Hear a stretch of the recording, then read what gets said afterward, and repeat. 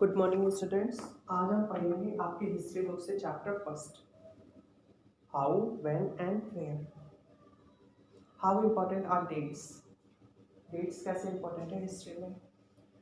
तो बच्चों, सबसे पहले जब हिस्ट्री की बात आती है, हम आपस में अपने फ्रेंड के साथ या किसी से हिस्ट्री के बारे में हिस्ट्री वर्ड ही बोलते हैं, तुरंत हमारे दिमाग में क्या आता है? History is too boring. History बहुत ही ज़्यादा बोरिंग सब्जेक्ट है। क्यों? क्योंकि हिस्ट्री में हमें क्या होता है? डेट याद करना पड़ता है। तो यहाँ पर हमें यही बताया गया है कि कैसे इम्पोर्टेंट है हिस्ट्री में। क्या हिस्ट्री वाकई में बोरिंग है? नहीं, ऐसा कुछ नहीं है। अगर हिस्ट्री को हम एज अ स्टोरी टाइप में पढ़ेंगे तो हिस्ट्री हमारी काफ़ी ज़्यादा इंटरेस्टिंग सब्जेक्ट बन जाता है। There was a time when historians were fascinated with dates. एक ऐसा टाइम था पास में कि जो हिस्टोरियंस थे वो डेट को लेके काफ़ी ज़्यादा फैसिनेटेड थे। उनकी डिबेट चलती थी, हीट डिबेट होती थी कि काफ़ी तेज में वो डेट को काफ़ी ज़्यादा इम्पोर्टेंस देते थे कि किस डेट में कौन शासक बना, किस डेट में कहाँ पर कौन सा युद्ध लड़ा गया।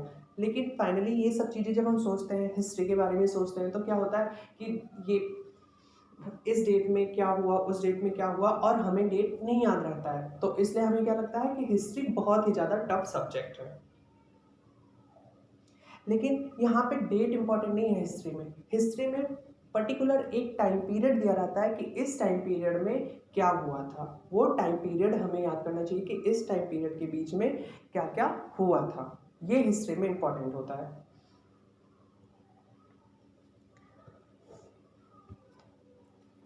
अब जैसे कि हिस्ट्री का क्या है कि हिस्ट्री में एक जैसे कि अब जैसे हाँ सॉरी जैसे कि चाय पीना स्टार्ट, तो चाय पीना स्टार्ट हम उसे एक डेट से फिक्स नहीं कर सकते हैं कि इस डेट से चाय पीना इंडिया में स्टार्ट हुआ है। नहीं, चाय पीना पहले लोगों ने किया होगा, सर्च किया होगा, एक लोगों ने पिया होगा, उसके बाद दूसरे ने प्रेफर किया होगा, उसको पसंद आया होगा। तो इसको हम इस तरह से डिवाइड कर सकते हैं कि एक टाइम पीरियड के बीच में चाय पीना स्टार्ट किया गया होगा। ब्रिटिशर्स जो थे इंडिया में, एक बैग तो आ नहीं गए कि आज आ गए और इंडिया पे अपना रूल करने लगे। उन्होंने अपना एक पूरा लंबा प्रोसेस चला होगा, उसके बाद उन्होंने इंडिया पे रूल किया है। ये नहीं कि आज आए और आज ही से इंडिया पे रूल कर लिया। उसका एक स्पेसिफिक डेट नहीं है, एक टाइम पीरियड के बीच में उन्होंने अपना आधिपत्य स्थापित किया इंडिया में। इसे हम एक डेट में फिक्स नहीं कर सकते हैं। हिस्ट्री में हम डेट बहुत ही ज़्यादा काफ़ी ज़्यादा हिस्ट्री जब हम पढ़ते हैं तो हिस्ट्री में हम डेट डिटरमिन नहीं कर सकते हैं। एक टाइम पीरियड के बीच में क्या हुआ उसे एज अ स्टोरी हम समझेंगे और इसको फिर हमें काफ़ी ज़्यादा उसमें इंटरेस्ट आएगा और हिस्ट्री हमें बोरिंग नहीं लगेगा। काफ़ी टाइम हमारे दिमाग में सवाल आता है, काफ़ी लोगों के दिमाग में सवाल आता है कि ट्रेन कब से स्टार्ट हुई होगी। तो ट्रेन, किसके मन में विचार आया होगा कि ट्रेन इस तरह से स्टार्ट होना चाहिए। प्रिंट कल्चर कैसे शुरू हुआ होगा, कॉपी बुक्स कैसे छपना शुरू हुई होंगी, किसके दिमाग में विचार आया होगा। तो ये सारी चीज़ें हम कहाँ पढ़ते हैं? हिस्ट्री में पढ़ते हैं।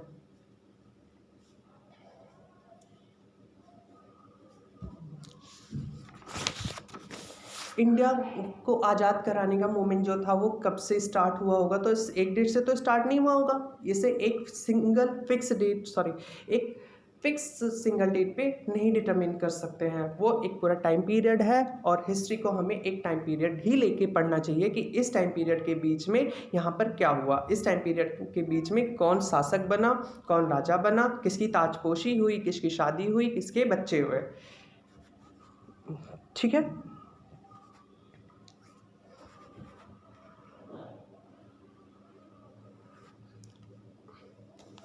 अब हिस्ट्री में आते हैं। अब जैसे ब्रिटिशर्स की बात करते हैं तो ब्रिटिशर्स पहले धीमे धीमे, पहले कौन आया?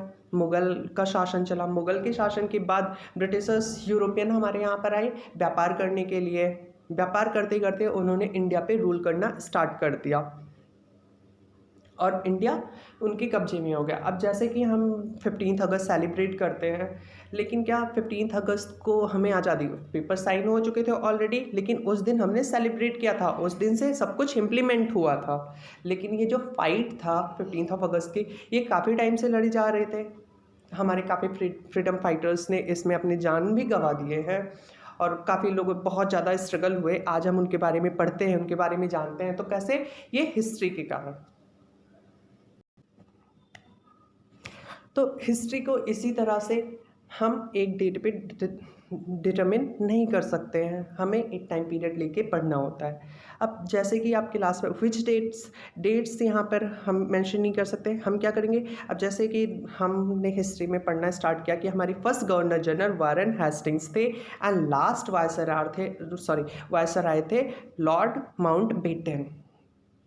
तो इन गवर्नर जनरल के बीच इस टाइम पीरियड में कितने ज़्यादा गवर्नर जनरल आए, उन्होंने क्या किया, कौन कौन से रूल्स लागू किए, कौन कौन से चेंजेस किया इंडिया में, क्या क्या डेवलपमेंट हुआ, क्या क्या डेवलपमेंट नहीं हुआ, ये सब चीज़ें हम उनके एक एक नाम पढ़ के करते हैं। तो इस टाइम हम पहले तो अब हम ये जानते हैं कि हमारे इंडिया में कितने वायसराय थे, कौन कौन था, एटलीस्ट आपको इनके नाम पता होने चाहिए।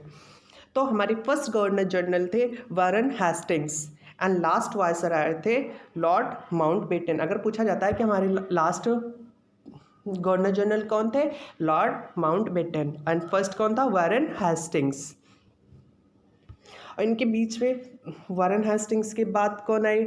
वेल्सले आए, बेंटिक आए, डलहौजी आए, लॉर्ड कैनिंग आए, लॉर्ड लॉरेंस आए, लिटन आए, रिपन आए एंड कर्जन आए। ये आपके सारे लिखे हुए हैं, आप लोग अपनी बुक में देख लेना और याद होना चाहिए आप लोगों को।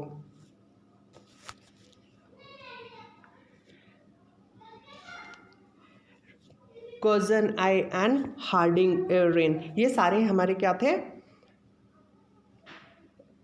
इंडिया के गवर्नर जनरल थे। इन लोगों ने अपने अपने टाइम पीरियड में क्या किया, क्या क्या डेवलपमेंट किया, कौन कौन से यहाँ पे योजनाएं लाई, कौन कौन से पॉलिसी इन्होंने बनाई, ये सारी चीज़ें हम इनकी जब एक एक गवर्नर जनरल के बारे में पढ़ेंगे तो वो सारा कुछ डिटेल होगा। ये सारी बुक में आपको हम ये बुक में यही पढ़ेंगे। क्लियर?